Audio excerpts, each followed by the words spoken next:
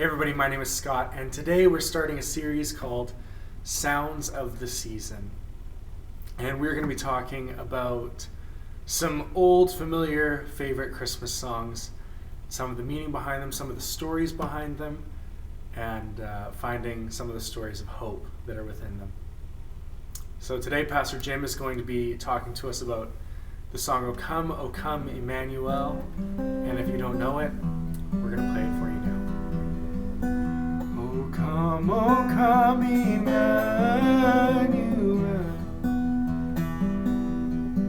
and ransom captive Israel that mourns in lonely exile until the Son of God appears. O come, thou day spring, come and cheer our spirits by thine advent here. Disperse the gloomy clouds of night, and death's dark shadow put to flight. Rejoice, rejoice, Emmanuel shall come to thee, O Israel. O come, desire of nations mine, all peoples in one heart and mind. Bid envy, strife, and war cease. Fill the whole world with heaven's peace. Rejoice, rejoice, Emmanuel shall come to thee, O Israel.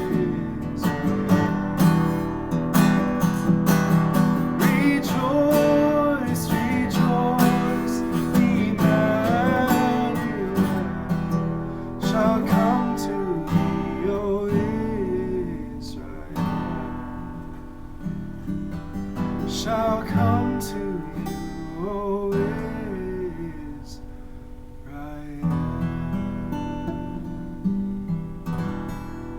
Hello, everybody, and thank you for joining Christian Life Church Online. It's Christmas time. We're in the month of December 2022, and today we're going to be starting a new series called Sounds of the Season. And what we're going to do over the next few weeks is talk about some of our favorite Christmas carols and some of the practical and theological meaning of many of these songs. Today I want to talk to you today about O come, Emmanuel. Emmanuel means God with us, and it's based on Matthew chapter 1, verse 23. Now, we all know that Christmas is steeped in all kinds of traditions. People travel a lot at Christmas time to see relatives. I remember when we lived in Saskatchewan, the family piling into the station wagon when I was a little kid, and I just remember it always seemed like it was 40 below when we traveled, and the windows would be all frosted up, and heaters weren't really great in cars back in those days. And giving of gifts, that's another huge tradition. Food is a tradition as well. I had a Swedish mother-in-law, and I was introduced early in our marriage to pickled herring, and we also had our own traditions that we established in our own home. I remember one Christmas when our boys were quite small. My wife had a Christmas dinner to get ready, and so for Christmas morning, she just threw in some Pillsbury cinnamon buns and put some Christmas oranges on the table, and that was breakfast. Just get it done, get it quick, get it out of the way, and move on and get ready for the big Christmas dinner. What we didn't realize is this became a tradition.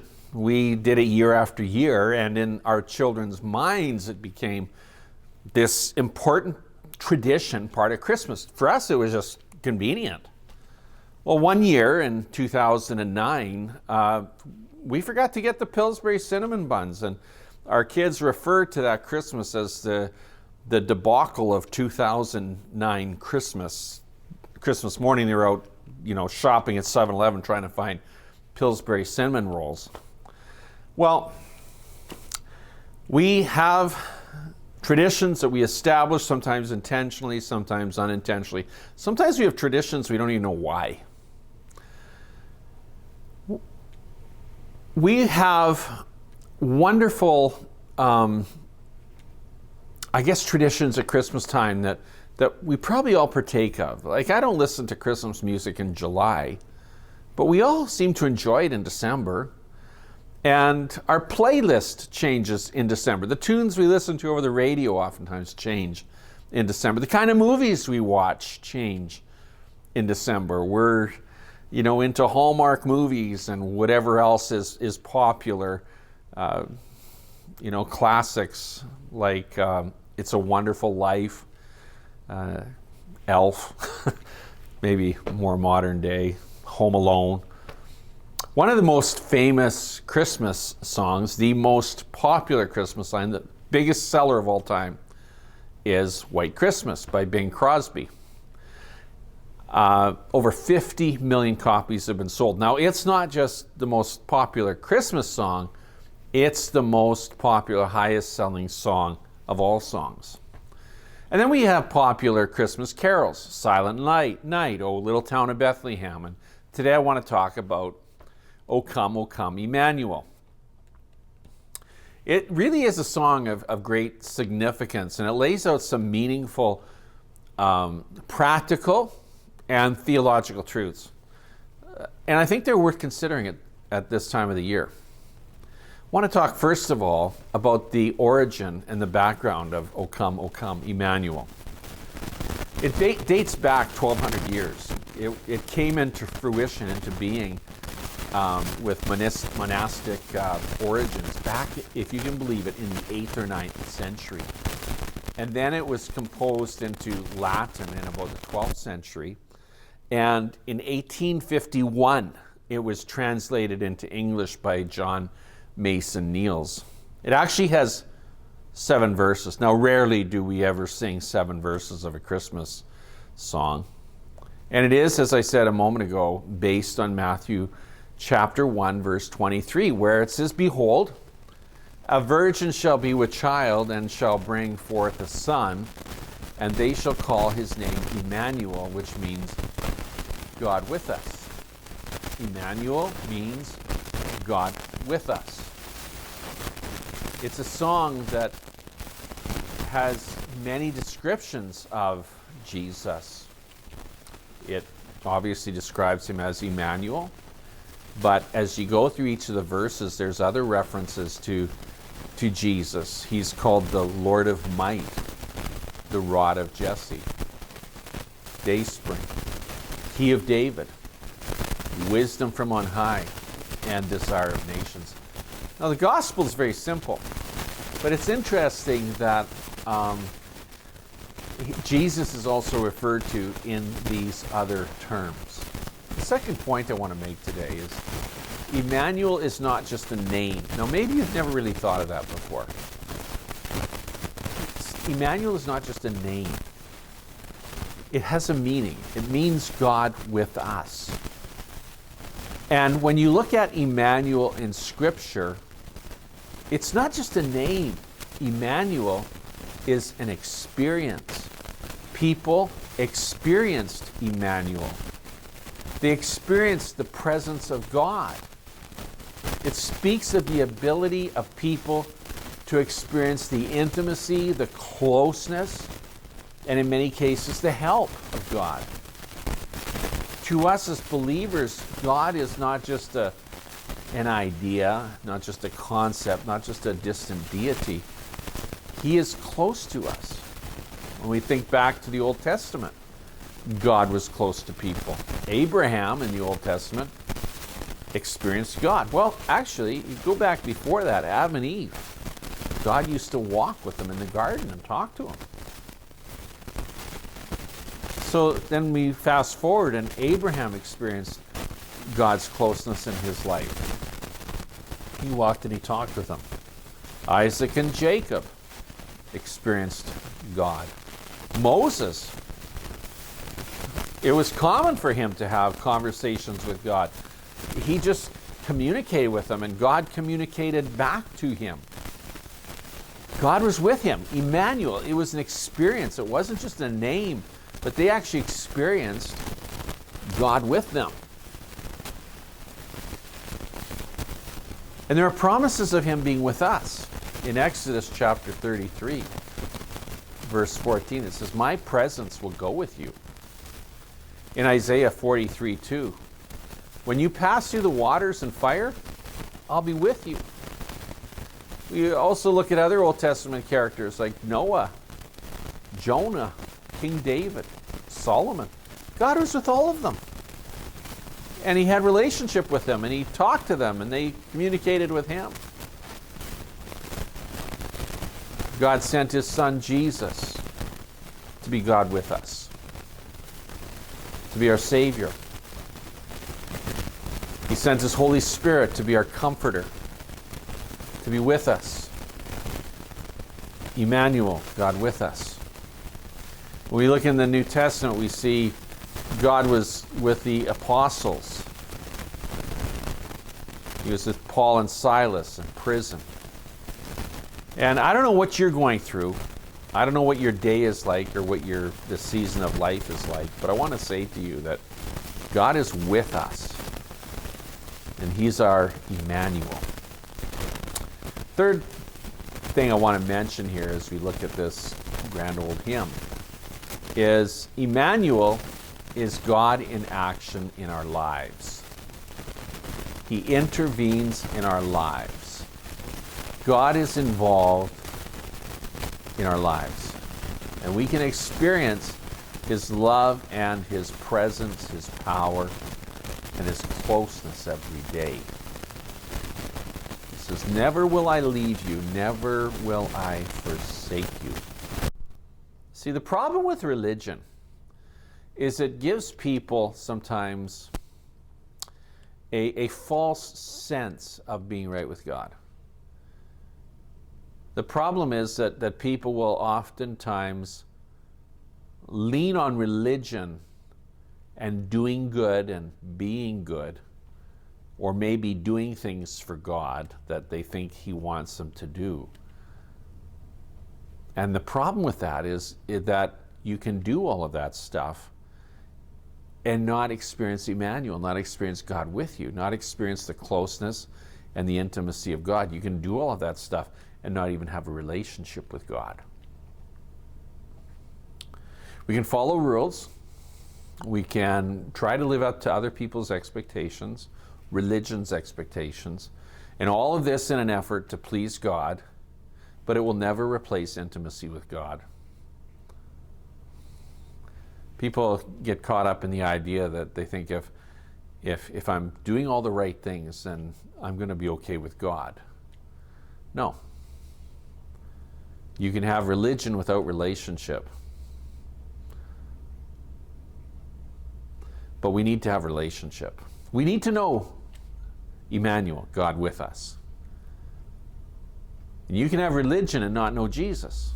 Most important thing is you know Jesus as your Savior, God with us. It was never God's intent for us to replace relationship with religion. The gospel is about relationship with Jesus.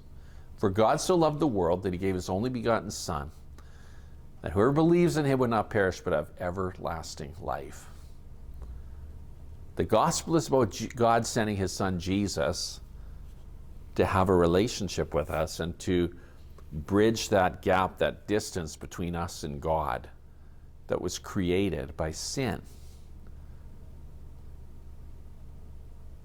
We can have a relationship with God through his Son, Jesus Christ.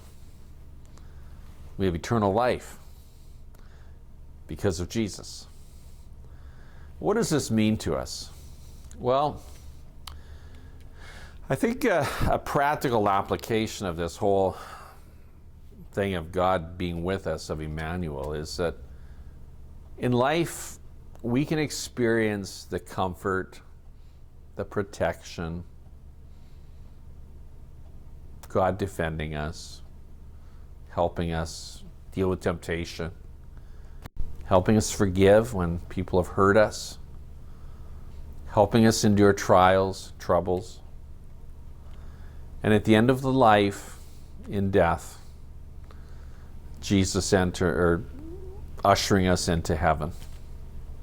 Emmanuel, God with us in this life, God with us, and in all of eternity, He is God with us. Fourth thing I want to talk about is Emmanuel is inclusive. Inclusive. Matthew's gospel starts out as the gospel being for the Jew, but as we go through Scripture, we see the gospel opening up to all people, to everyone. And the Bible says, whosoever will may come. In other words, whoever, without discrimination, whoever wants to come to Jesus is welcome. There's nobody that's been excluded from the love of Christ. I don't care what you've done. I don't care how you've lived. I don't care how you've blown it. What bad choices you've made. The people you've hurt. The gospel is for everyone. It is inclusive. And Emmanuel is God coming to everyone through Jesus, His Son, to save us. See, Jesus came not to save righteous people, perfect people. He came to save us in our own human weakness, in our frailty, in our sin. He saves us because we couldn't save ourselves. Emmanuel has come to us to redeem us from our sinful selves, to give salvation and eternal life. We live in a world where people want to live life on their own terms, by their own rules, by their own choices. To put an X through God and cancel Him. Can't be done. Because the eternal Word of God says that He is Emmanuel, God with us. You can't cancel God. You can in your own personal life, but you can't cancel God. He is Emmanuel. He is with us. He is present. And even when we try to cancel Him, He still is. Even if you deny His existence, He still exists. Even if you put Him out of culture, out of our country, He is still Emmanuel. He is still God with us.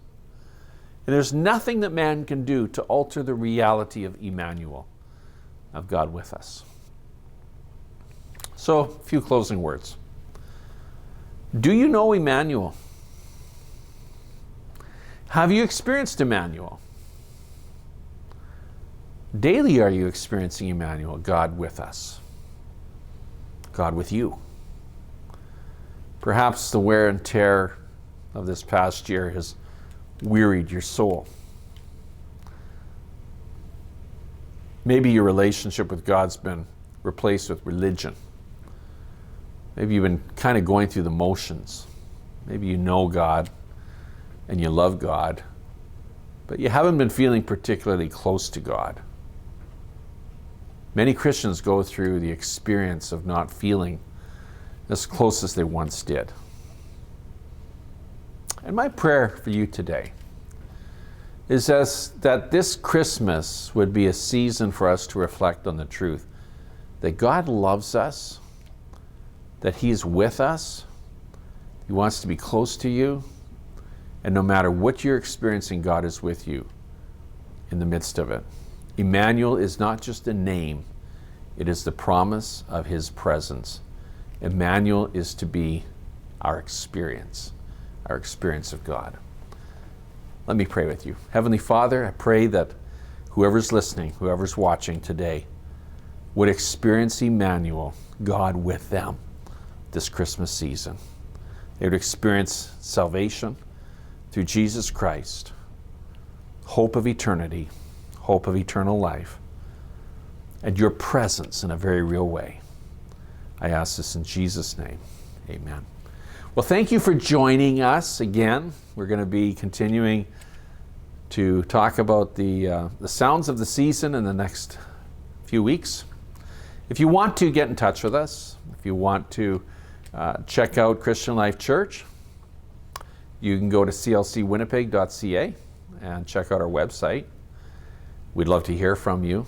If you're looking for a place to worship and you don't have a church, we meet at 9:45 and 11:15 on Sunday mornings, and we have a full-blown Ukrainian service at 2 o'clock. We have a Ukrainian pastor that ministers in that context. On Christmas Day, our service is going to be at 1 o'clock. We want to make room for people to have time with family, and so we're not having a Christmas Eve service, and we're not having a Christmas morning service. It will be on Sunday, December 25th at 1 o'clock. It'll be about a 1-hour service, 45 minutes to an hour. It's going to be a special feature for children and something for the whole family. And so we hope you come.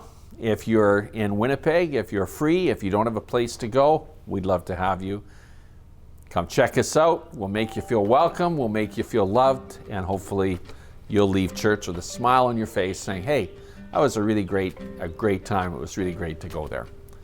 Well, God bless you and Merry Christmas.